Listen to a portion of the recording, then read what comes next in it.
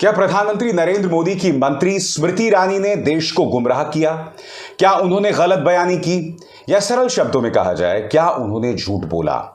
अब तक स्मृति ईरानी यह कह रही हैं कि गोवा स्थित सिली सोल्स एंड बार से उनका कोई लेना देना नहीं है, मगर सूचना के अधिकार के अंतर्गत, आरटीआई के अंतर्गत जो जानकारी सामने उभर कर आई है वो स्मृति ईरानी के लिए कई मुश्किलात पैदा कर रही है।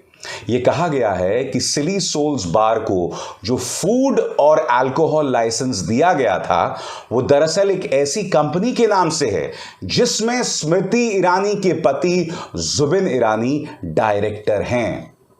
मैं आपको बतलाना चाहूंगा कि स्मृति ईरानी ने बाकायदा अदालत में लिखित एफिडेविट में कहा था कि सिली सोल्स और बार से उनका कोई लेना देना नहीं है, मगर अब जो ये एफिडेविट सामने आया है इससे स्मृति ईरानी के इस दावे पर सवालिया निशान खड़ा हो गया। खबर आपके स्क्रीन पर। सिली सोल्स बार स्मृति ईरानी के पति की कंपनी की साझेदारी में आरटीआई से पता चला है। सिली सोल्स कैफे एंड बार को लेकर स्मृति ईरानी फिर से चर्चा में है। दरअसल अब तक स्मृति ईरानी का परिवार सिली सोल्स कैफे से जुड़े होने से इनकार कर रहा था, लेकिन अब एक आरटीआई के खुलासे के बाद उनके दावे पर सवाल उठते हैं। आरटीआई से पता चलता है कि सिली सोल्स कैफे जिस कंपनी के नाम से है वो स्मृति ईरानी के पति जुबिन ईरानी की कंपनी की साझेदारी में है। अब मैं आपको बतलाना चाहता हूं दोस्तों, वो आरटीआई क्या कहता है जो आपके स्क्रीन पर दिखाई दे रहा है। यह है वो आरटीआई जो आपके स्क्रीन पर है और इसमें जो जानकारी है वो मैं आपको हिंदी में अनुवाद आपके सामने पेश करके रख रहा हूं। आरटीआई यानी सूचना के अधिकार के तहत मांगी गई जानकारी में कहा गया है कि गोवा के आसागांव में silly souls cafe and bar को जारी किया गया food and drug licence eat all food and beverage limited liability partnership LLP के नाम से है। यह company Ugra mercantile private limited के साथ साझेदारी में काम कर रही है। उग्रा मर्केंटाइल में केंद्रीय मंत्री स्मृति ईरानी के पति जुबिन ईरानी निदेशक हैं। एक एडवोकेट आयर्स रॉड्रिगेज के आरटीआई के जवाब में गोवा के खाद्य और औषधि प्रशासन यानी एफडीए ने यह जानकारी दी है। आपको याद होगा कि जयराम रमेश और पवन खेरा, कांग्रेस के इन दो नेताओं ने स्मृति ईरानी के खिलाफ प्रेस कॉन्फ्रेंस किया था और उसके बाद स्मृति इन्हें अदालत घसीट कर ले गई थी। इस प्रेस कॉन्फ्रेंस में कांग्रेस ने कुछ आरोप लगाए थे।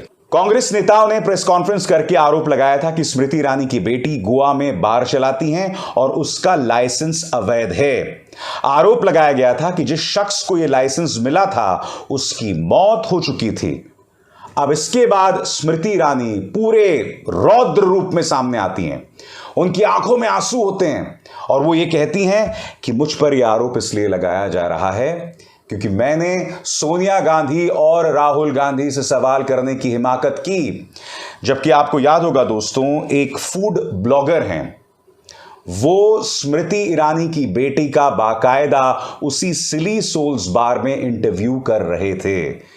स्मृति ईरानी के ऐसे कई इंस्टाग्राम पोस्ट्स भी सामने आए जिसमें वो अपनी बेटी की इस उपलब्धि पर गर्व जतला रही थी, यानी कि साफ तौर पर उनकी बेटी का भी लिंक यहां से दिखाई दे रहा था। स्मृति ईरानी ने पलटवार में क्या कहा था? कांग्रेस के इस आरोप के बाद स्मृति ईरानी ने भी प्रेस कॉन्फ्रेंस बुलाई और आंखों में आंसू लाते हुए कहा कि वो चूंकि राहुल और सोनिया पर आरोप लगा चुकी हैं इसलिए उन्हें घेरा जा रहा है। केंद्रीय मंत्री स्मृति ईरानी ने कहा था कि उनकी बेटी का कोई बार गोवा में नहीं है। दोस्तों, सवाल तो कई हैं और इनके जवाब अभी तक स्मृति ईरानी ने नहीं दिए हैं और वायर ने इसको लेकर पड़ताल की थी और इस पड़ताल के अंतर्गत वो 3 तरीकों से सिली सोल्स बार को स्मृति ईरानी से जोड़ रहे थे और वो 3 तरीके क्या हैं आपकी स्क्रीन पर एक एक। पहली बात, it operates from the same address from which the company Ate All Food and Beverage controlled by Zubin Irani and their family conduct its business according to the registrar of company filings। registrar of company filings के मुताबिक Silly Souls बार और at all food और beverage, इन दोनों का जो address है, पता है, वो एक ही जगह में है। इससे पता चलता है कि ये दोनों में आपस में लिंक है और at all food and beverage में स्मृति ईरानी के पति जुबिन ईरानी की जिम्मेदारी, उनकी भूमिका है, क्योंकि वो उस कंपनी के निदेशक हैं। मुद्दा number 2, the restaurant uses the same GST number as was issued to Atoll at the same address. यानी कि जो जीएसटी नंबर एटॉल कंपनी इस्तेमाल करती है, वो कंपनी जिसमें स्मृति ईरानी के पति जुबिन ईरानी जो हैं वो निदेशक हैं, यही जीएसटी नंबर सिली सोल्स और बार का भी है। यानी कि नंबर 1 पता दोनों का एक, नंबर 2 जीएसटी नंबर भी दोनों का एक।